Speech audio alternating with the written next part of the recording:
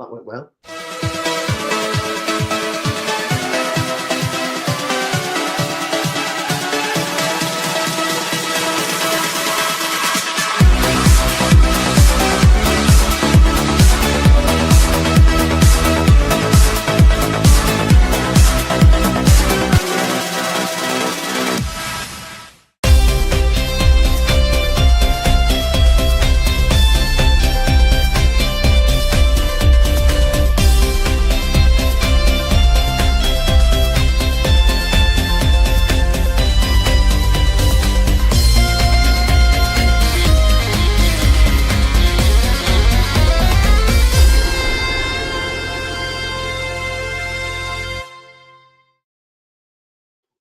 Welcome, everybody. It's Saturday night. It's the 1st of February 2025. That can mean only one thing. You're watching ESC Fan TV, ESC Fan TV, ESC Fan TV.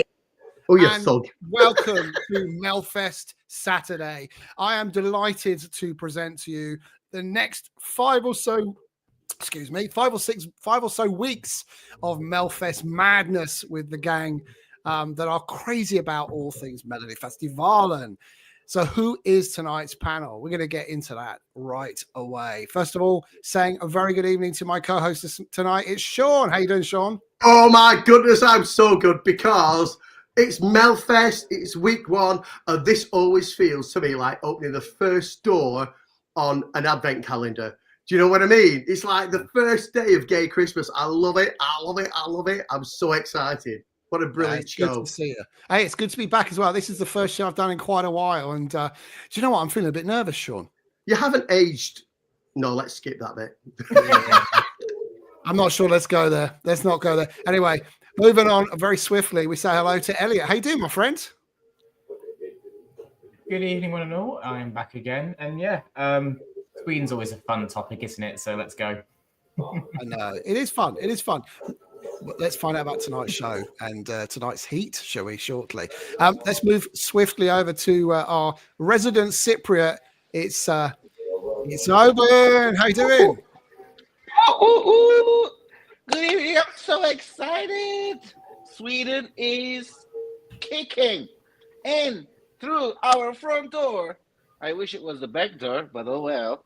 Anyway. Oh, you dirty girl. 4 minutes in. New record. That's all it took. 4 minutes in. Backdoor joke already. Thank you. Good to see you, Oben. And last but absolutely not least, it's the beautiful, wonderful Malmo Jeanette. How you doing? Hi, everyone. I'm so happy to be back. It's been a while, and it's going to be a wild ride to see these next upcoming Melfest evenings. We have all wished for it to come sooner, but here we are. And I have to give a shout out to Lee. Always do that. Lee, a friend in UK. Thank you for watching. Hello, Lee. Hello. Welcome. Willkommen. Hey, Sweden, they've won Eurovision 63 bloody times. You know, no, they haven't. They've participated in Eurovision 63.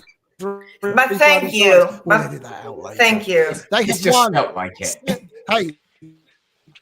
It feels like Also, like you've won 63 bloody times. They have won 7 times. Most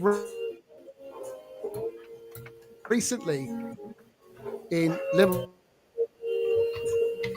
Okay. Hello. Am I back? Is that you that's got the problems, Stu? Hello, can you hear me? Oh, We can hear you. That was fun, wasn't it? It can't be an ESC Fan TV without a technical hitch or two. Apologies for that. Anyway, as I was saying, Sweden have won Eurovision 7 times. We can edit all the rest out. Last time out with Loreen in Liverpool, of course. And for the next 5 weeks, Sweden will present 30 Eurovision entries. 12 entries will make the final on Saturday, the 8th of March. And I will be here for most of these heats, bringing you the lowdown with my guests. Tonight, Heat 1 came from Luleå. And we have 7 participants tonight. Yes, that's right. We have 7 participants. Oh, no, sorry, it's 6. Apologies, it's 6. Anyway, moving on pretty swiftly. Let's talk about tonight's show. We had it all, didn't we? We had something going on there with the presenters. We had the return of, let's say, Best Forgotten from last year. And Snusk. yes, Vanilla was back. That's right. And then we Gunilla. had something random regarding the artist. All sat That's on from the Real Housewives of Orange County. That's what they always do with that. Not quite sure why they were sat on an incredibly empty bus, but there we go. That was the start of Melfest tonight. But we had 3 very sad losers, didn't we? We did. Very sad. 1, which was Albin featuring Pa with Up in Luften, which translates loosely as Up in the Air. Up in the air, correct. Had song 5, Adrian. How do I say that, Jeanette? Is it Macius? I have no clue, but Macius sounds right. And we had the beautiful Linnea Henriksson with the song Den Kanzlern, which means that feeling. Yes, the feeling of the 80s. It could very well be. Let's find out what the panel think. Let's go to Jeanette first. Jeanette, 3 songs there that went out tonight. What are your thoughts on some of these songs? Were any of those your favorites? Well, they were definitely not my favorites. Sorry to be harsh at once, but I think it was the right 3 who didn't go through. They really didn't have anything good to add to this evening. Boring, and more boring. That's what I'm saying. Sorry. There you go. Sorry. There you go. So Albin Johnson is a Swedish singer, rapper, songwriter, and his partner in crime. Let me get this right. Is it Pa? But I don't know how you pronounce that. From Panatos. He was in the band Panatos, wasn't he? Who finished 9th, and they finished 10th, I think, last time out with On My Way, which actually I really liked. This had the hallmark of Panatos, I felt, running right the way through it. It could have been sung by them, and I imagine they were probably offered it, and they decided against it. But one of them went, I'll do it. What did you make of it, Oban? Actually, the song number 1, I really liked it. Song number 1, I really liked it. This is like, this song type came second in Melodifestivalen many times. With the duo, I think it was also last year they finished second. No, this kind of like a stadium football fan chanting kind of music, which I enjoy, and I think Swedish people will never go for fun. So they're not fun. So they don't know how to have fun. So they all know how to do like whatever is Polish. So sad. Song number 5. He's obviously a very young fella, and it was his I think debut to the music industry. It feels like a no-name, brand new. I think it was a very successful night for him to start his career, and I think upcoming Melfest he will be more prepared, and I feel like he's gonna come back multiple times with more with his own music and finding himself better. And then song number 6, I thought it was fun. I don't know why it didn't go through. I liked it. It was good vibe, feel positive. Yeah, I think 2 out of the 3 songs went out. Could definitely be a national final winner in any other countries. Oh, interesting take there, Oban. What about you, Elliot? What did you make of some of these? And this, I thought this song by Adrian Macius or Marcius was actually a really nice power ballad. I thought it was really staged really well. I do find it slightly weird though. You got a massive stage at Melfest, and then they think, let's put a lit up what looks like a drink coaster in the middle of the stage and plonk him in the middle of it. But as a song goes, I think it was quite good. What did you make of it? Yeah, I didn't actually mind it. Going onto the stage this year, again, I don't know why for the second year running, they've just got a light up square as their stage. It looks so small. And like I said last year, I don't know how you can stage some of these with just a square and then 3 LED walls with lines like Liverpool. It seems very basic, especially when we see some of the stages in the past Melfest have done. Maybe they're recovering from hosting, I don't know, but it did look a very bit last minute. Fun thing about Adrian, he's only 19, so he's a very young lad, and he was the kids vote. He's got like a podcast or something sponsored by Spotify and pushed for that. So he was the teenage vote. The song was nice. The issue was, and like a lot of times in Sweden, unless it's a really catches the wrong word, dramatic or in your face ballad, or you've got a name attached, it doesn't go anywhere. It fades into the background. And the issue was he went after two of the most anticipated songs of the night. So he did just become this placeholder, unfortunately, in this tick box of variety that Melodifestivalen is.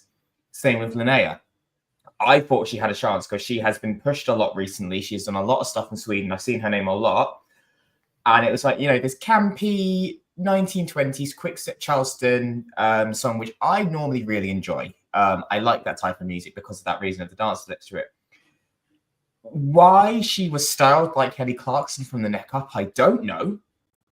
She doesn't sing like Kelly Clarkson, and no one can, in my opinion.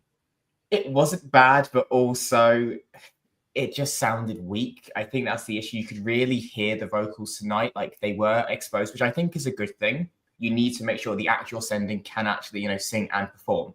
Because we used to criticize Sweden in the past that they used to sound great in Melfest, and then at Eurovision, it never sounded as good because the vocal was exposed. It was fine. It was fun. But yeah, I just think in the end, it did fall a little bit short. And Albin and I actually had this third. I could have easily seen this going through, to be honest. I thought it was a lot of fun, a lot of energy. So the poop then went in the air, which is fun. They had sparkly trousers and outfits on. Was a decent show opener.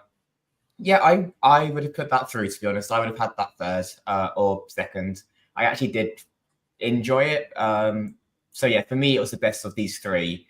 And I'm not actually sure why it fell, to be honest, because the panels are quite, known. Albin Johansson's done it a few times. So all the typical hallmarks were there for them. And I said, it wasn't a bad song. So I'm not fully sure what happened there. And it was a bit sad because they did seem pretty gutted when they got knocked out over Maya. And to be honest, when it was between the two of them, I thought they were going through. I thought they were a shoo-in. I thought that's got to be one of the biggest shocks in national final history. But yeah. I'm sure there's a reason, and we'll find out at some stage. Let's move on then to the songs that qualified. Hang on, can I have a go? No, you can't. Go on, Sean. There's only 5 of us. It's not like we've got 9 on the show like we used to. So, Sean, let me tell you, doesn't Linnea look like the kind of girl that's going to have a fun evening, regardless of whether she goes through or not? I mean, it looks like she could down 8 pints in about 5 minutes, doesn't it? You could have a really cracking night out with Linnea. I'm not sure what I thought about the whole song, to be honest. I'm not sure about I suppose. I mean, Elliot, you're a dancer. It was reminiscent of Fosse dancing, wasn't it, in a way? If you know what I mean. I'm not sure what I thought about it. I didn't know what the whole performance was trying to be. I'm not sure if I liked the whole routine or not. I was just a little confused, to be honest. I don't know. The criminal thing of the night for me, and for all of, because we've got a house full tonight. There's 6 of us here.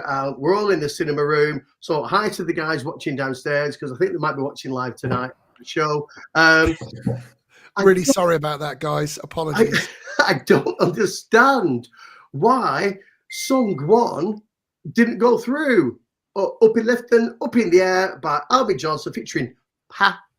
It was a brilliant start to the show. We were dancing in our cinema room. It was absolutely fantastic. It did sound, though, and I said to Ian, it did sound exactly like they just changed the lyrics to I'm on my way, I'm on my way, from Panetoz in 2023, like you mentioned, Stu. It's like, but it was such a really good song, an amazing upbeat start to the show, and I'm gutted that that's not even got through to second chance. Absolutely. And you could see the disappointment on the lad's face as well. They were really peeved off, weren't they? So as far as Adrian's concerned, I mean, Var Foster Gang, I'm sorry, I've probably pronounced it wrong, Jeanette. How do you pronounce that? Vår första gång, our first Var Foster time. Gang. Okay, whatever. Our first time. Dull as dishwater. Nice slow graphics. That's about it. But waste of a card, to be honest. Sorry. But Elliot definitely wants his wardrobe. Just saying. Jury's out on that one. Let's move on. So, song 4 finished in the Andra Chanson spaces.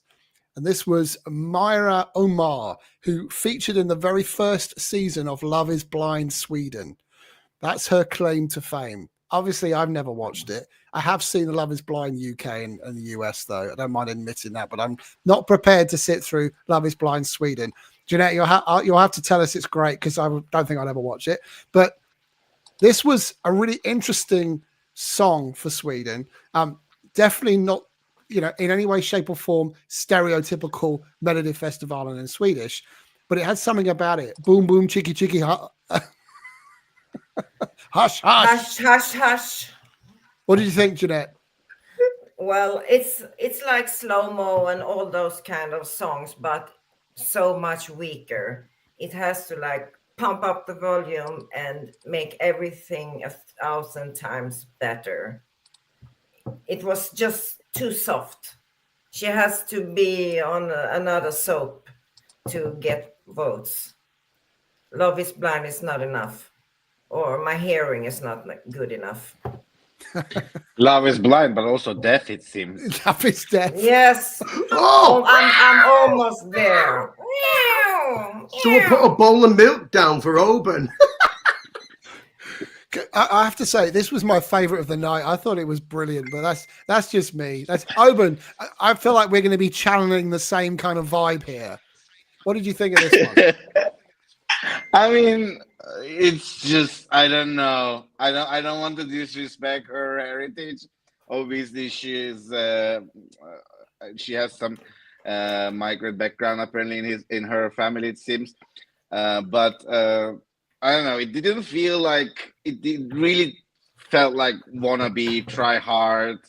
Obviously, the music, like they went for like Oriental sounds, but obviously the people who composed it were not from there, because it was nothing like Middle Eastern music. But she was wearing belly dancer costume. But I'm like, okay, but she tried, but she tried. She tried. The composers tried. Bless their heart. Maybe next time they should someone who is actually from the region, and then they can get some advice. Good vibes. Yeah. That's all I had to say about it. Fair enough. What about yourself, Sean? I'll come to you this time so I don't forget you. What's the question? Sorry, I was busy reading the comments of the chat. What's the question? Basically, what did you like about this one, or something around the song? Who cares? You go. Which one are you talking about? Tell me. What are you talking about? Hush, He's paying attention, isn't he? Myra Omar. Hush, hush, hush, hush, hush. You know what was going on with the camera? What was going on? He was drunk. He was drunk. I'm drunk. Yeah, but he's worse. He's worse. No, the cameraman, what was going on, or the editing screen, whatever they were doing there in the gallery. I mean, there was a lot of camera problems right at the start of that performance. Was it on purpose? I can't see it. No, that was a big error. I did love the mirror reflection effect that they did. That was pretty cool. I really like that. Boom, boom, chicky, chicky. It was okay. I think they tried to showcase a slightly different genre than what we're used to at Melfest. And they try to tick as many boxes as they can, don't they, every year in Melfest? They really do. I just don't know. It didn't quite work for me. The staging was great. I just thought the song was a bit average. It's a fail. Yeah. But it does mean we get to see our first welcome Laurel Barker of the season, because she was one of the co-writers of this song, along with Anders Werthrov, who I think has probably written a winner or two, hasn't he? I think he was involved in some of the biggest winners in Sweden. And Dino Medan Honzic. I don't know where I've heard that name before, but I think he's pretty big as well. It's always the same. It's always the same writers in Sweden, actually, when you look at it, isn't it? Recycling. Yeah. We are It all is. about It's like recycling. it is like a Swedish recycle session. Like as Thomas Geirsson. I mean, he's never far away from a Melfest, is he? He's always hanging about. The guy ain't got anything else to do. Every year he's sitting there thinking, my Melfest is coming around soon. I better get my 5 songs I've had in the cupboard for the last 10 years. Yeah, and he's always thinking about going to the hairdresser, and it never happens. He's chopped it all off now. I remember when he had I remember when his hair was so long that he could put it in a ponytail, and he also had a massive long beard and flush the toilet at the same time. Maybe. Maybe. Elliot, this was right on my street. What about yourself? Oh, loved it. Was my favourite of the night. I will say, first and foremost, Mira is credited on the song, and she is half Indian, so that's where that production would have come from. I think what would have elevated this more in sense of production is having Arash on there, who is also an Azerbaijani Swedish performer who also did Always in 2009. If he was on there, it would have had the extra punch and power it did need. So I will admit it was a little thin.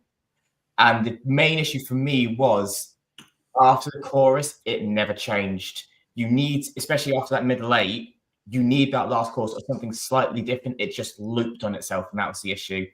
And yes, Dino is Dotter's other half. I think they're engaged now. He 9 Melfest entries. This is the first one that hasn't gone straight to the final. I don't think he's ever won Melfest, but he's constantly in the final. So he and he's Dotter's other half. Anders Werthal, I think he was on Marcus and Martinez' song last year. I think he was. He's always in the final. And also, yes, Laurel Barker. I think she had a year off. She's back. The cameraman, actually, now I've actually watched it back. He fell. That's what happened. The cameraman tripped because you see about 4 hands run to him, and someone's like limping off stage. So my question, credit to Mira for carrying on because that happened right in front of her and she kept going. But my question was, why didn't they stop it? Because it made the whole thing look incredibly messy because you have that fall, then they go to a high camera. So that's the thing. It looked like it was really unrehearsed and messy. And I think when you're looking at it the first time, I'm not saying it made a huge difference, but it could have impacted some people going like, what's going on here? And they were slightly taken out of it. Loved what she was wearing. Loved the style of it. The only thing I didn't like, and if she does make the final, is change out of that burgundy color because she was in it, her dancers were in it, the stage lights were in it, and the LEDs were. It was all the same color. There needs to be something where she stands out. I think it was a good song, nice, pleasant bop. I think she needs to make it pop and stand out a bit more. I think that's the issue. She faded just a little bit. Great song, really catchy, but she needs to just do something to make it go, wow, okay, I am invested in you in this performance, because it's not a bad song at all. Like I said, it's my favorite, and hopefully she does make the final, but I'm now scared that like all my favorites are going to be in this, top, final 5 situation. So I don't know what's going to happen. Yeah, I do think that song kind of needed maybe a stronger performer. I think you could have had like an Effendi doing that and from a sex appeal perspective, and that might have worked. But as you say, Arash is a fantastic suggestion there. I was a big fan of Arsol and Arash back in Azerbaijan all those years ago. It's always a winner. Make sure Sweden that you pick the right song. So let's move on, shall we, people? Let's move on. This was a strange qualifier for me. Not sure anyone would have seen this one coming. Maybe the Swedes did. Maya Ivarsson with Kamikaze Life. She's the lead vocalist of the Swedish indie rock band The Sounds. Jeanette, did you see this one coming? And why did she qualify in your view? I don't know. Maybe because it was a bit different than the other songs. I didn't think it would qualify because in some parts, I think her voice was pretty weak or graspy, or something was a bit off. But it was catchy, and I think her second performance was better than the first. So maybe if you listen to it a bit more, it will get more interesting. Thank you. I wonder if there's something more we can do with it. Elliot, do you think they could maybe improve the staging or something? Because it just felt to me a little bit indie rock by numbers, to be honest. I mean, it's not a bad song per se, but it's hardly inspiring. No, and I was I was very surprised she qualified, especially when you look, she was between, semi-final winner and album, two pretty big things. And as you said, like, snippet didn't sound too impressive. The staging was a bit Say she sort of like walked around and shouted a bit. Like, I was genuinely shocked when it was between the three of them that she was the one that won out of those three, out of Mira, Albin, and her. Genuinely surprised. Well done to her. We'll see you in 5 weeks, but I'm sorry. I'm not going to run to download this. I'm not going to run to listen to it in the final. It was just there. It's a Join Linear Deb song. They're back. Drink. Like I said, there was nothing special about it to make it. This is top two. I had this 5th or 6th. I thought, right, this is one that's going to get thrown away. Not going to make it. Not a chance. So when she got through, I was genuinely surprised. Well done to her. They've got 5 weeks to give it something because it needs anything at this point will make it better, I think. Yeah. Even what she was wearing was just traditional rocker. Here's some leather trousers and a short, leather jacket thing. It's literally just token tick the box stuff. I wasn't enamored by it. I see this coming like 10th in the final. I'm sorry, it was like nothing. Stereotype, the dress and the staging. Nothing special. But, they very rarely go on the charts of female rock songs. They sent a few in the past. They normally fall. So, I applaud Sweden for, picking something different. I just didn't think in this semi-final it should have been this song. Well, no, it's what do I know? It's interesting because when we often come to this point, we often talk about the staging as being critical. And one thing I will say to compliment Sweden is they very rarely enhance their staging from Melodifestivalen. And there's a reason for that, because it's usually too well polished and there's not much further for them to go. This is an interesting song because making the finals one thing, and I don't for a second think this will end up winning the final, but were it to win the final, you can be absolutely sure that it would need something extra come Eurovision. So it's an interesting departure for what Sweden normally does. This would typically finish 5th or 6th in the Swedish heat. So it's quite surprising to see it do so well. Maybe, just maybe, talks to the quality of the other songs in this heat tonight. But that's a different discussion altogether. Oban, what did you make of this one? Actually, I do like this little bit like female rock star tradition in Sweden. What's that? What was that short blonde hair girl who did top 5 years back? Cornelia Jacobs. Yeah. So for me, that was also within that category. I like that when Sweden takes a risk and things outside of the box for them, because this was not something not seen before. But I like the fact that they give chance to other genres, other singers. So it's not always about the pop. And I like the diversity, and I really would like Sweden have fun with it, and not to be always this perfect, because that's the problem Sweden is having with the Eurovision fandom. They're just too calculated. They come across as sincere. There's always big plan, this and that. So I really like when Sweden take a chance on alternative in terms of Swedish standards. Yeah, that's good. Agreed. Sean, round this one off. I mean, this is a strange finalist for me, but did you see this as being a choice that Sweden should or maybe shouldn't have made? Yeah, he's right in my bottom. Sorry, I'll rephrase that. It was right. What a place to be.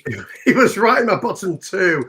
I don't know. It was kind of like if you ordered Kim Wilde off Wish, wasn't it? I just didn't like it at all. It really 80s sounding and styling, which is usually my bag. But I don't know. But you referenced Cornelia Jacobs there, and it's kind of like they got Cornelia Jacobs, shoved her in the TARDIS time machine, and then got her out 30 years later. I don't know. There's just something that wasn't sitting right with me. I didn't think it fit. It did, and I know that Melfest tried to appeal to everybody, but for me, this was a big miss. One of the poorest songs and performances of the night. Sorry. Wow. Sorry, but not sorry. Sweden obviously liked it, so maybe I don't give a shit, to be honest. Yeah. Not sorry All at right. all. Let's move on to the final song. Maybe the winning song as it was announced first. And maybe it was, but I just don't speak Swedish, so I wouldn't have a clue. But Yeah, it John was. Ludwig, as predicted, there he is in hair and makeup. And doesn't he look Sweden so... loves him. Sweden loves him. Well, we That's love him. all I'm And saying. we kind of liked him in the UK until he decided to give his crappier song to Michael Rice. Sorry, Michael. But you know, such is life. John Ludwig with Voice of the Silent. This built. It started off pretty quick, but it became quicker and quicker and quicker. And yeah, he certainly has a vocal, doesn't he? He powered his way through it. Great finish. Great staging, very dark. You know, you can only focus on him and him alone. What did you make of this, Oban? It's very classic John, right? It's power ballad, very emotional. He's a great actor. He's not just a great singer. He's a great actor. He's a great performer. It's believable. You know, he's a seasoned artist, and it oozes from him. It's mesmerizing to watch him, and once again, it's a very, very powerful song. Well, we need to see how it's gonna stack up against the other finalists in the final, but definitely could have represented Austria and get them to the top 3. There. Thank you, Oban. Oh, by the way, I saw a comment come on that Karia was the best of the night. I don't know. I think Oban was the best of the night. I have exact same pants. Yeah, you know. The same outfit. Karia was definitely channeling his inner Oban. That was for sure. Jeanette, I mean, it was almost inevitable that John Ludwig would win, and I think he'll do okay in the final, depending on what's coming from the other heats. Doesn't strike me as a winner. But what are your thoughts? Yeah, it's not a winner. It's a good song. He has a magnificent voice, which I love. He's always in the final. Swedish people love him. And he's going to do well, top 5 maybe in the final. He's not going to win because that's Måns Zelmerlöw is going to win. We already know that. So this is like 5 weeks waiting for Måns. And then we have the winner. So that's... Well, John, it's a good song, but it's not his year this year. It's Måns. Fair enough. Elliot, how do you see this doing in a few weeks' time? Because, I mean, you know, you just said a minute or two ago, we'll see in 5 weeks. We'll see this in 5 weeks. Do you see this contending the final? No, not at all. John likes to come back every 3 years to Melfest after winning, clearly. But last time he came back, similar sounding song, just not as fast, and it did awful. Again, Thomas Gierson, Peter Boström, Jimmy Jonsson, your typical Swedish trio.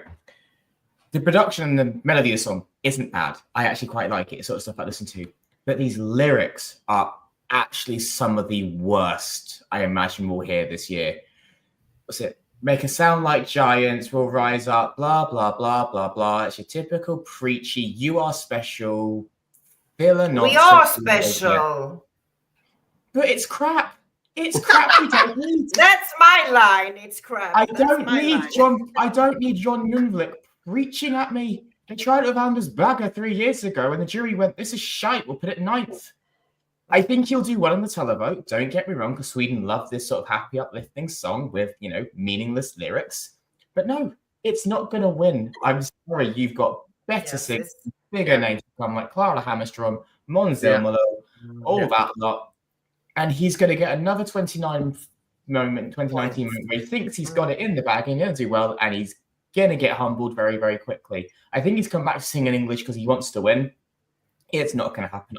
I can see this middling around 6th, because when it gets to the final and he's against some very heavy hitters in that final, and, you know, like I said, Clara, Måns, Scarlett potentially, it's going to sound generic and basic, and that's just the reality of it.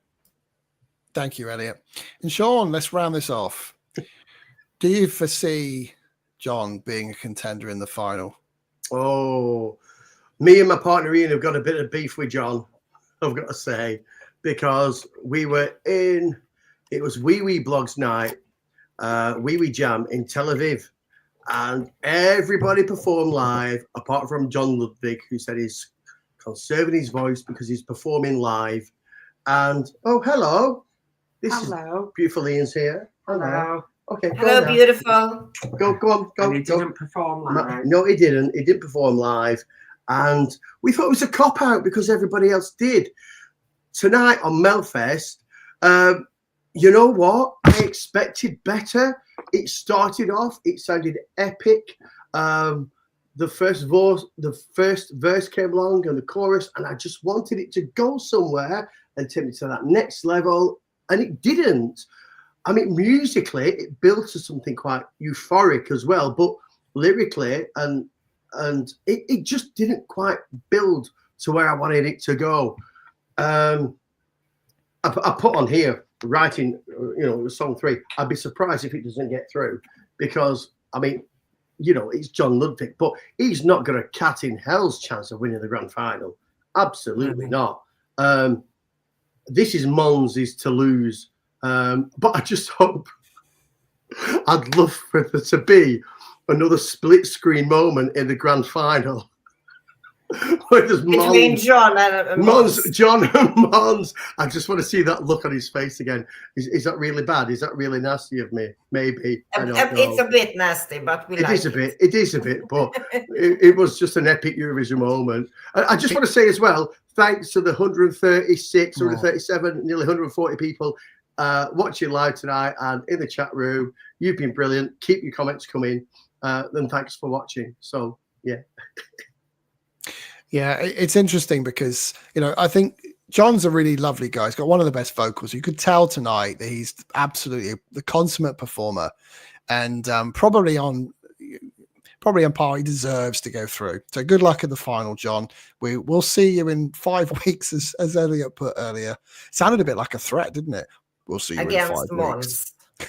John, you know what? Everyone's talking about Mons, right? Everyone's talking about Mons. Why the hell have we got a competition? Just give it to him. I think what it is, give it to him. It might be just a load of spin. I don't know. But Mons has said quite publicly he thinks his song this year is better than Heroes. Yes. Now, he's got big shoes. Well, he doesn't have big shoes. Of course, he's going to say that, right? He's going to say He's that. not going to come back after 10 years to say my song's worse than what I won Eurovision with. And he only said he'd ever come back if he had a song he thought he could win with. Like I said, I don't. But you've still got other big names there. Like I said, Clara's back, Scarlett and Mash. I gained a huge fan base in the last year and got a much stronger team this year, so I wouldn't count those two out. It's not straightforward this year. But isn't it fab? Isn't it fab that Melodifestivalen is back? It's brilliant. I love it. I love it too. It is. Look, guys, as Shauna said, we are 135 or more people in the chat tonight. Huge thanks for joining us. It's been a real pleasure being back with you. I'm not going to be doing this too much this season, so it's nice to at least enjoy Melfest together. I'd like to say a huge thank you to my panel this evening. Huge thank you to Jeanette. Thank you so much for having me. It's been a pleasure. Thank you. Huge thank you to Oban. Thank you so much. I love being back. It's the season. Huge thank you to Elliot. Hey guys, I'll see you next time where I've got more strong opinions, no doubt. And Sean, before I say goodbye to you, what have we got coming up? Oh gosh, tomorrow it's crazy. We've got 3 shows on ESC Fan TV. I mean, 3 in one night. At 6 o'clock UK time, 7 p.m. Central European time, we've got the reaction of Slovenia's national final. Then an hour later, at 7 p.m. UK time, 8 p.m. Central European time, it is Belgium's Eurosong 2025, the reaction to what happened there tonight. And then an hour later, at 8 p.m. UK time, 9 p.m. Central European time, of course, we are going to analyse the FUCK out of Benidorm Fest's grand final in Spain. Ooh. Oh, we can't wait for that. It should be 3 cracking shows, 3 hours of epic guests. It's going to be fantastic tomorrow night. And then, of course, next Friday, it's Ireland right after the Late Late Show finishes in Ireland, we're going to be analysing what happened over there as well. So lots of stuff to come on the ESC Fan TV. Make sure you click that like and subscribe button, people. Stay tuned. I'm going to see you next Saturday, same time, 9 p.m. UK time, 10 p.m. Central European time, with my panel again, mostly the same faces. So get used to us. You'll see us again next week. Until then, have a wonderful weekend. We'll see you next week. Bye for now.